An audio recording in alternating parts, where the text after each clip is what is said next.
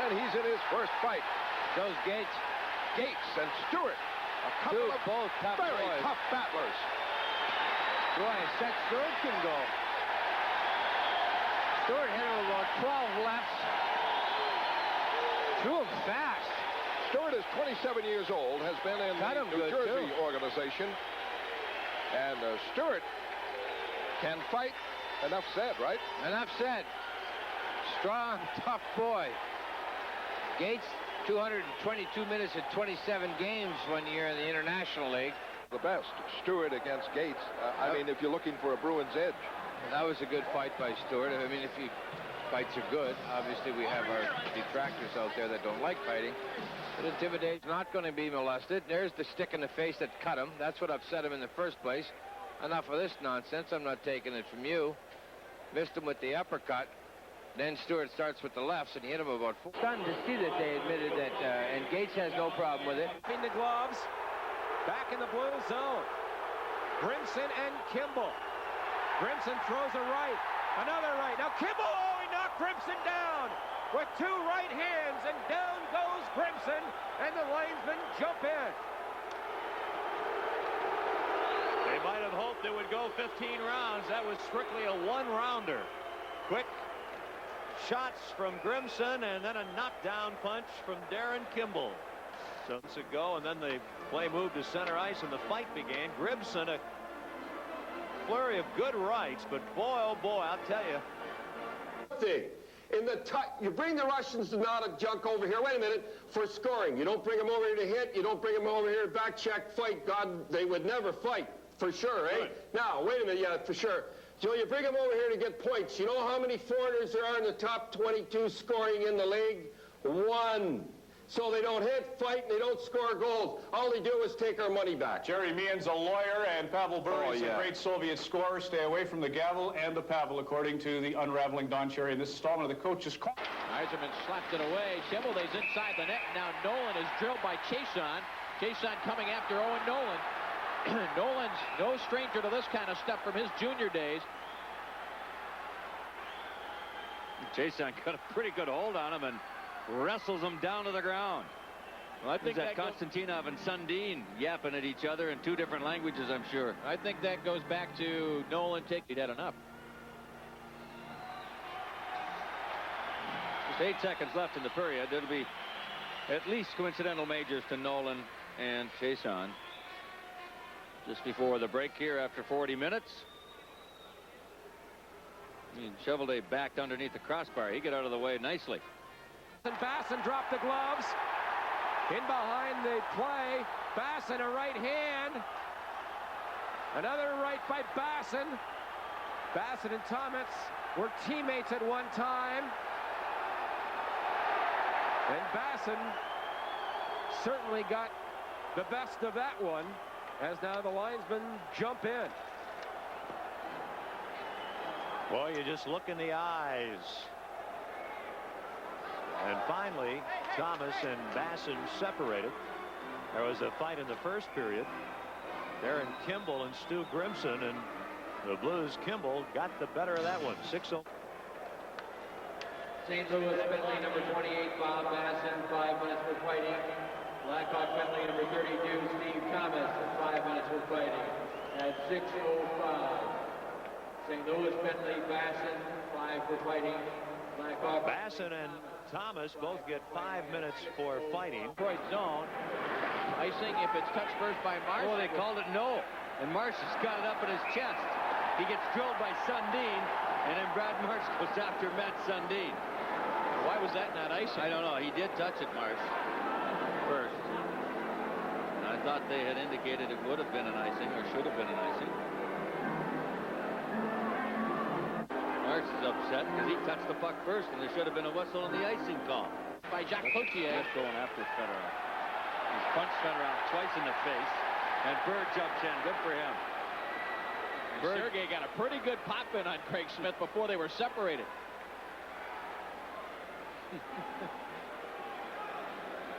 Well, you see, the first time down the ice, Fedorov tried to slip he did slip the puck between Smith's stick and his feet, and Smith just babysit. Oh, look at this. Smith just took off after Fedorov and ran at him as he was supposed to be going to the penalty box. He goes after Fedorov.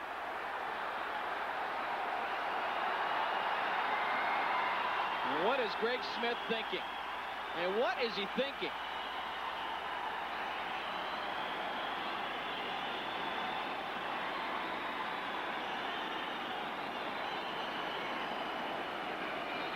I mean, Greg Smith is 6'3", 212 pounds, and not a stranger to the rough stuff, and I think he was just embarrassed by Sergei. Well, I wouldn't be surprised if it's Smith because... you know what? I think it is Smith. We can get a shot. He got cracked on the right cheek, and I'm not sure where that all happened, but it may have been in the second exchange with Fedorov down at the end. Now Trotier's got to get this. Look at this. Look at the coat here. Holy gee, I'm telling you. Smith punches a Red Wing on the bench, trying to go off. Who was it? Kevin Miller? It was. Kevin Miller sitting there, and Smith punches him in the side of the face. Boy, they've got to be careful here. You got a man. dangerous situation with these benches so close, and of course... Unbelievable. Holy smoke, I've never seen that before. This Kevin Miller, he's got his head down. I don't know if he's hurt or what. And Smith actually took two by Smith, I think, twice.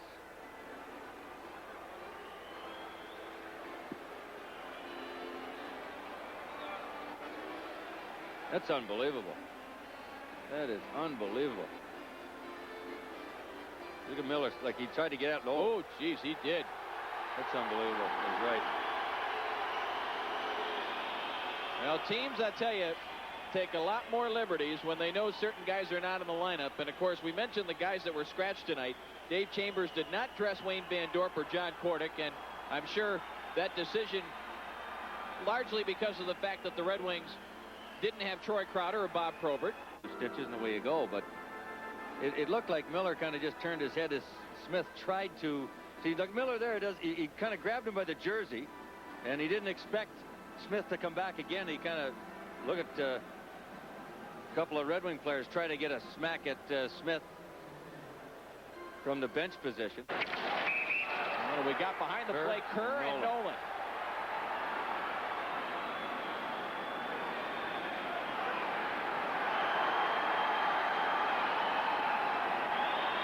Nolan got that right hand loose, and Kerr did well just to avoid most of them.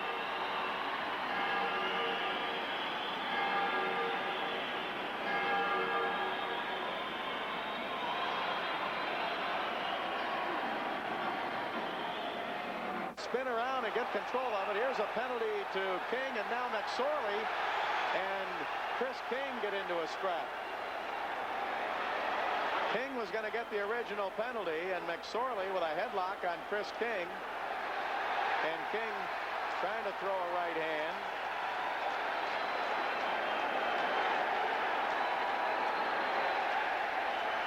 Now McSorley gets a right hand in on Chris King.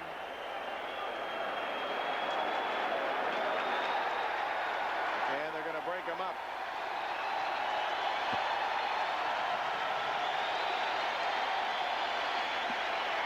.454 to go in the third. We'll be right back.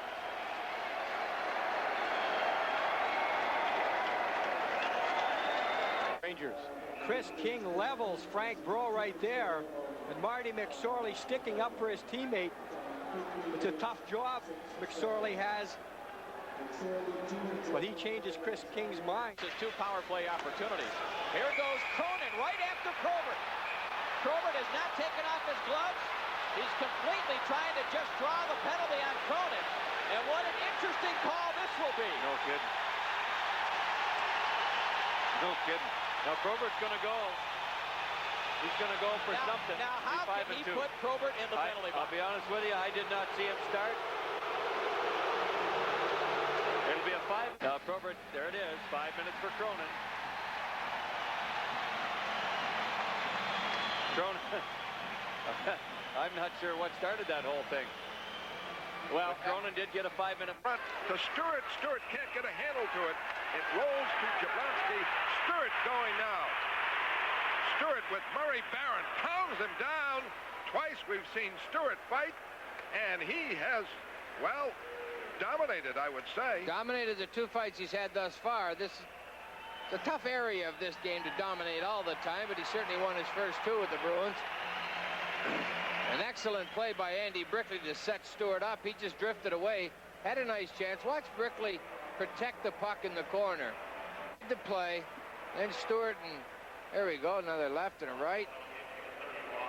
Stewart took a couple of early punches. Then he's organized. There's a nice left he connected with. Well, Barron did get some shots in early, no question about that, but Stewart very quick, and the fights don't last too long. St. Louis Blues get the instigator.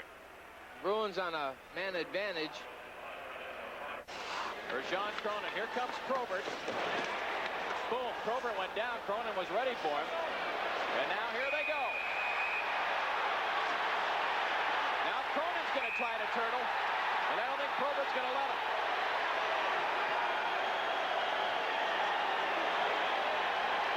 Now Cronin's going to try to plead innocent.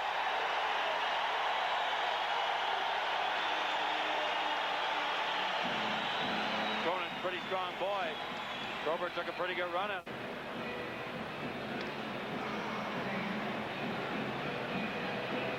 Well, I would almost bet you that he's going to give Probert more than Cronin. Can't imagine him not. Well, Probert gets 5. Yeah. That was an 8-5 Toronto win as a big hit there. And then Berube, look out, Major League. This is a heavyweight Yes, bout. sir. They're down on all 4s, but Now they're back up regaining again. skates. They're down, they're up, they're down, they're up. And Whoa, good uppercut, but Berube comes back. Oh, he wails away. This is a dandy. Probert misses. Berube down. Berube up.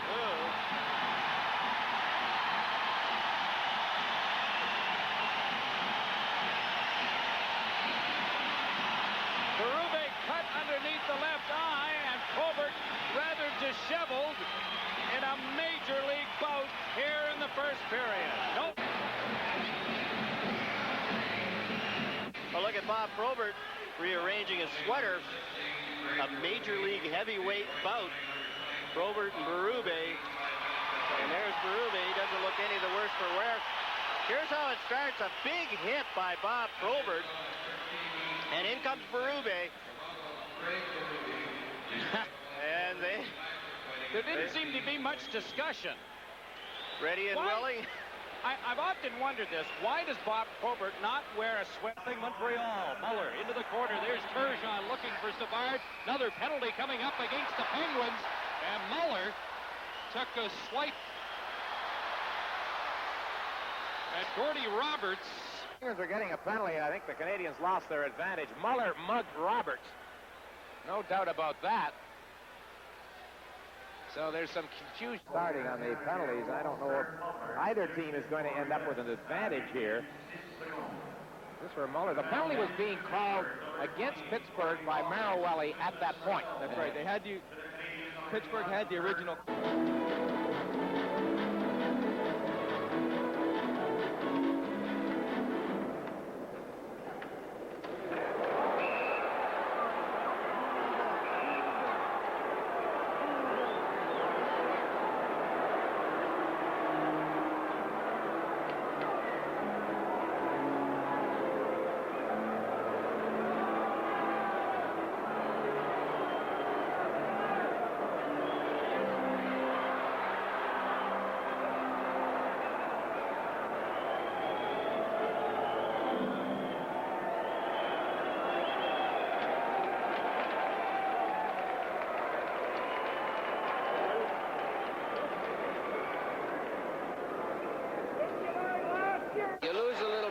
Here's Kimball challenging Stewart. Kimball played for Quebec, was a tough guy, and he takes on Stewart, who had an earlier fight. Stewart comes back, pounding away on Darren Kimball. Oh, he just nailed him two good shots. No helmet for Stewart, a helmet for Kimball, which is an advantage for Kimball. Now the helmet's off. Alan Stewart, acquired from New Jersey, in his 3rd fight now. Kimball getting some in. Stewart coming back. A rugged battle. This is a tough fight. This is a good second effort fight.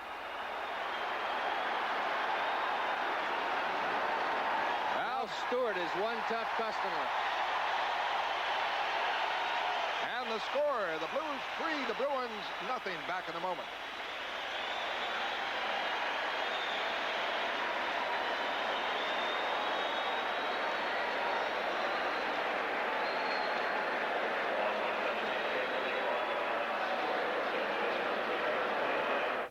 There's Kimball kind of stripped down a little bit. Battered. Here as they're down 3-1. Brad May challenged for the puck by Mark Hunter. Call it in there, along with, I believe it's Rutu. Yes, it is. And now we got May and Hunter dropping the gloves. Mark Hunter trying to get going with a left hand. Brad May gets a right. Trying to get a right free, but he just can't get it out of that jersey. Well, Brad May, he was looking for this all night, the younger guy. I thought he would be the instigator here, but I don't think Dvorsky has made any signal. As they go to the box, we'll pause for a regional break. Each for fighting. I guess Dvorsky did not see it the way that Brad May might have been the instigator. It was, I guess it was a mutual agreement. A chance to go wide of goaltender Grant Fuhr. Now we get a fight going on in front of the net with Halkitis and Potvin, and Potvin has wrestled Halkitis to the ice. It was Potvin who started it. It'll be interesting to see if referee Denny Morrell has an instigator in this one. Potvin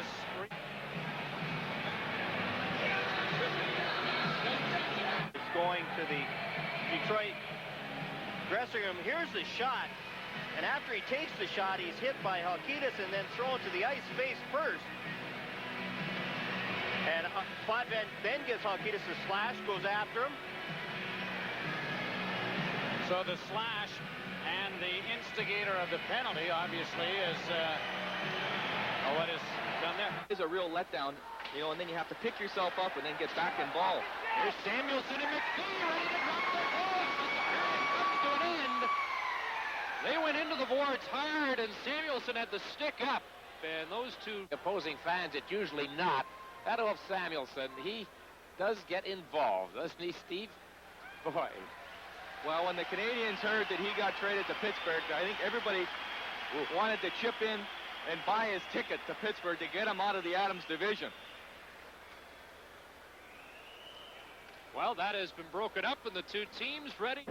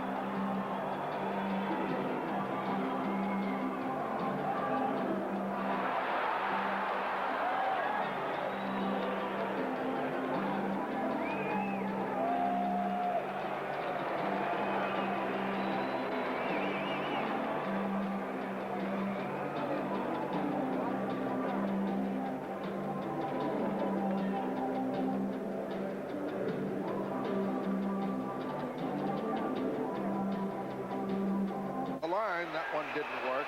Offside. Here's another fight. Nyland and Butcher.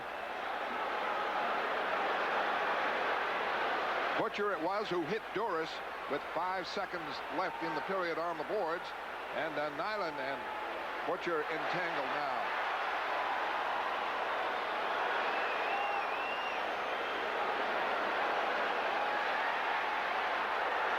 Trying to get loose. They both got their punching arms tied up. Linesman should break this up. This is silly. Just break it now. Well, they heard you, Derek, and that's it. So they'll both be going. It is St. Louis 3, Boston nothing. Second period at the St. Louis Arena.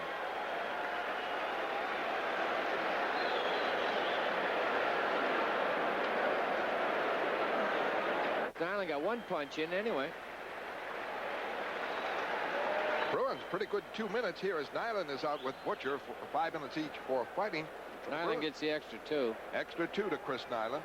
And Bruins pretty good 2 minutes of play here at the start of the second. Has his hands full here, and play finally whistled down. And now Ewan knocks down Samuelson, and we may have a penalty. Well, I think we do, and I'll tell you what, all Samuelson was looking for that penalty, went right up to you. 2 minutes. And so the Penguins will get a chance on the power play to cut. He, of course, was the reason that Hook breaking in. here's the reason that Samuelson is an agitator again. Todd Ewan, who hasn't always been in Pat Burns' good books this year with the penalties that he's been taking. Well, that's exactly right. You can see where Samuelson's went in.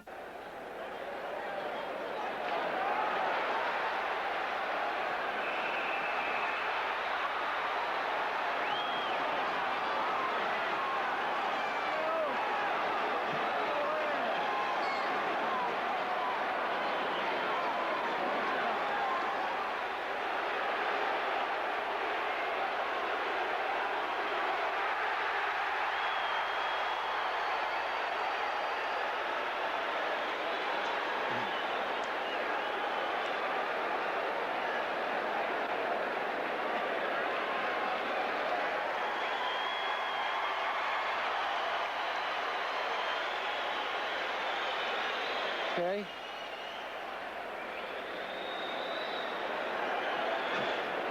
For the big save. There's Nyland late with a hit. Nice solid hit on Barron again. For the Bruins, the last 2 goals, Leach from Ruzicka and Brickley at 8. Bruins get back in after trailing 4. Ray Bork on defense with Featherstone. Oh. Steve Smith moves it around. Walls is down. Let's see what this is. Grimsman suckered him. I think he caught him in the eye. It's something. Just suckered Stewart from the draw. Looks like they're kicking him out of the game. Out of the game. Talk about hurting your hockey club with a stupid play. 5 minutes. Grimson.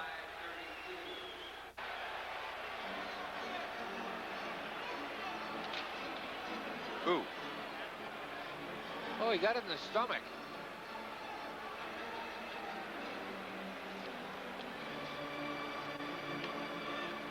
Saw Stewart go down. He gets it in the chest, the spear. Gotta watch in the replay. Watch him turn the blade of the stick over. See the blade of the stick? Right in his chest. Spearing right there. Now, there's the punch that I saw. I thought that he got his finger in the eye. What he did is he was already felled by the spear. That will be reviewed by the league, and Mr. Grimson could be getting a 10-game vacation. Shot. That hit Konstantinov in front. He's checked off the puck by Jim Thompson, but the puck is cleared. And now we've got Potvin and Thompson going at it right out at the Detroit blue line. Thompson with that right hand free, getting in quite a few good licks on Mark Potvin, who looked a little bit surprised as Thompson started this altercation. Jim Thompson, 6'1", 205 pounds, originally drafted by the Washington Capitals. Pretty quick with that right and left hand both. Didn't see that start, but no damage either side. At least be majors to the two of them. We'll take a break. Don't score. Right there. Goes after Mark Potvin and actually started the fight and gets the extra 2 minutes right there for the aggressor. He was looking for it, and he got it. So 2-5 to Thompson. To get to it at center ice. He's on a line here with Mike Sullivan. And a fight breaks out. Pitch for Kona. He's got Odgers up against the boards. Odgers signed as a free agent. Played at Kansas City in the International Hockey League last season. As he leans over the boards, he'll have a look at Ken Morrow, who coached him in Kansas City a year ago. And some penalties to be handed out here. The score is tied. The Islanders won. The San Jose Sharks won. Can't really figure out whether that was a good fight or a bad one. It wasn't much of a fight.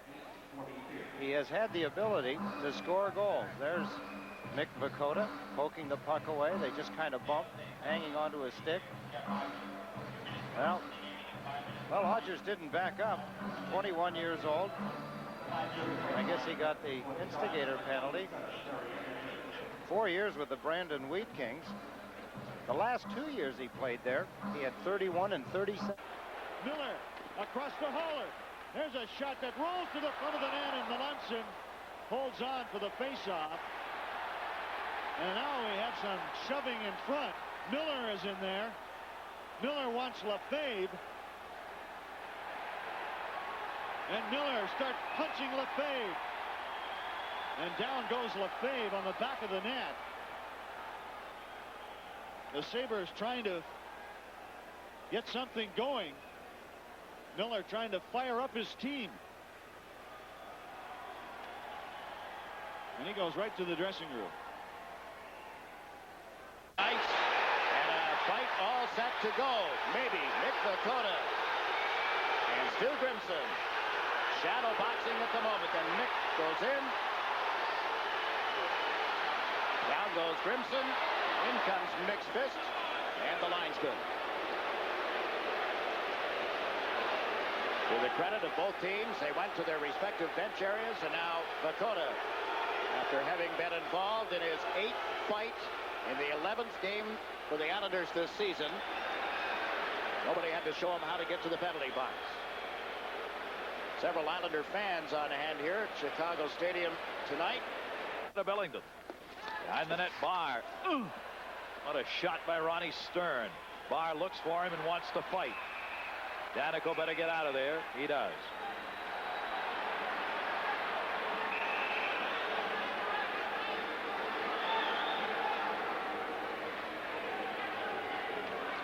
Well, Stern came in and took a good run at Davy Barr.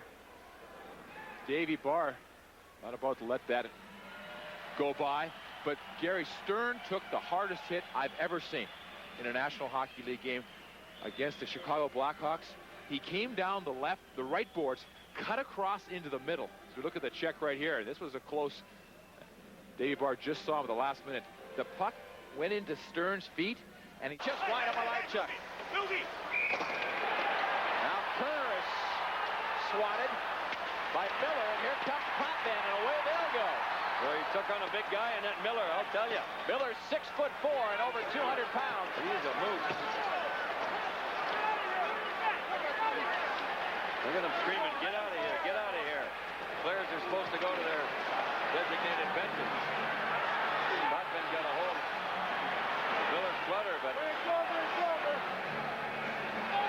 had a good 4 or 5 inches on Potvin. That's where that reach advantage comes in. But Potvin's done a pretty good job, as you mentioned, just tying up the right arm so that those punches are either sliding over the top of his head or just underneath the chin. Well, Mark Potvin, no stranger to that stuff, and I'm sure that Brad Miller won't be either. 13:08 to go in the first, no score. This whole thing off. Kerr trying to get the redirection from Potvin. Now watch Miller give Kerr a shove. Now here comes Potvin right, coming in here shortly. Right there. Well, certainly looked like Miller should have gotten 2 for roughing. There's Kerr. Right there. Now, we've seen much worse than that call for roughing. Holler even throws a shot in there, and here comes Potvin, who does deserve. Capitals, Mike Lawler